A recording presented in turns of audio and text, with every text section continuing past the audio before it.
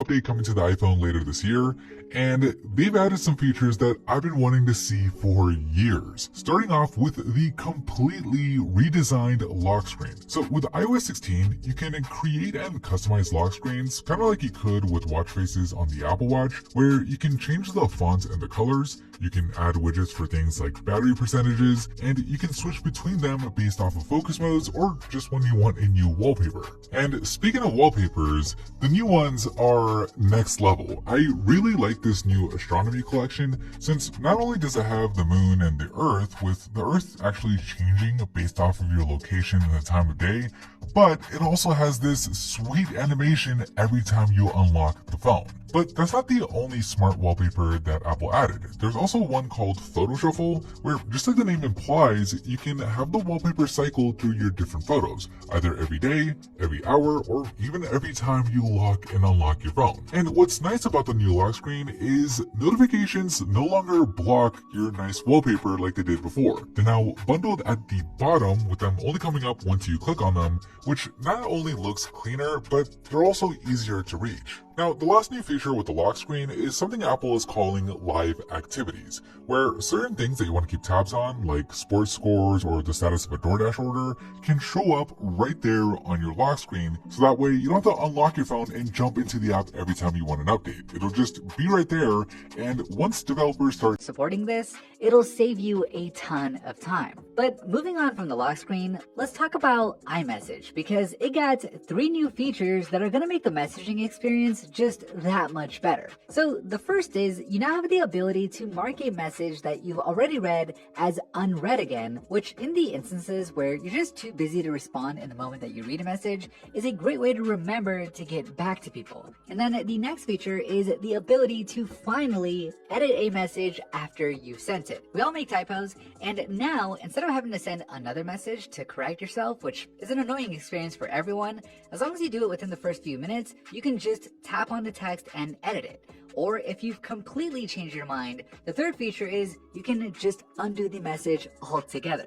Now, these features will only work if you're sending an iMessage to someone who also has iOS 16. So if people don't update their iPhones or if they have Android, this stuff obviously won't work. But for the people who do, it's going to be awesome. Now, in addition to iMessage, the email app also got some improvements with the ability to undo a send shortly after you send an email and the ability to schedule emails to a later date. This is something that third-party email clients have had for a while now, so it's nice to see it finally make its way to the stock email app too.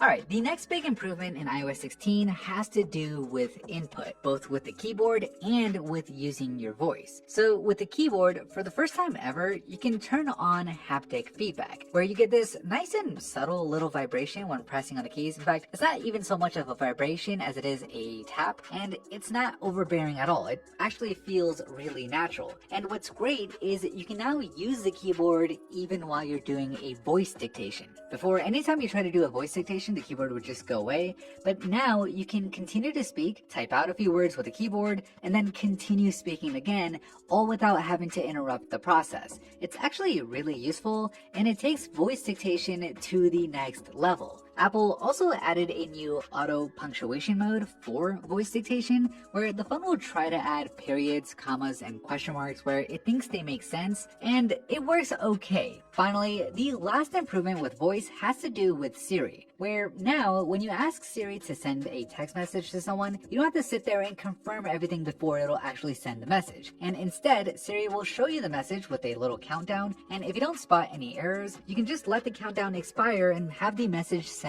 automatically. So with this being Apple we're talking about, of course there is going to be updates to privacy and security. iOS 16 now makes apps request permission to access your pasteboard. Control Center now gives you a history log of permissions accessed by apps, and there are a couple of improvements to Face ID as well, with it now working in landscape orientation instead of just portraits, which if you've ever accidentally locked your screen while you're watching a video, you'll definitely appreciate this. But maybe the more useful feature for Face ID is in the Photos app, where your hidden albums and your deleted photos will now automatically require Face ID in order to view them. This also works with Touch ID, and it just makes sense. I have no idea why Apple didn't add this before. Now, speaking of photos, there are a a couple of improvements here as well. So you can now batch copy and apply photo edits. You can copy text from your videos, so not just from your photos anymore. And with visual lookup, you can even cut out the subjects from your photos by dragging and dropping them into whatever app you want. It's actually pretty cool. There's a whole bunch of other little features that Apple added with iOS 16. Things like multi-stop routing in Maps,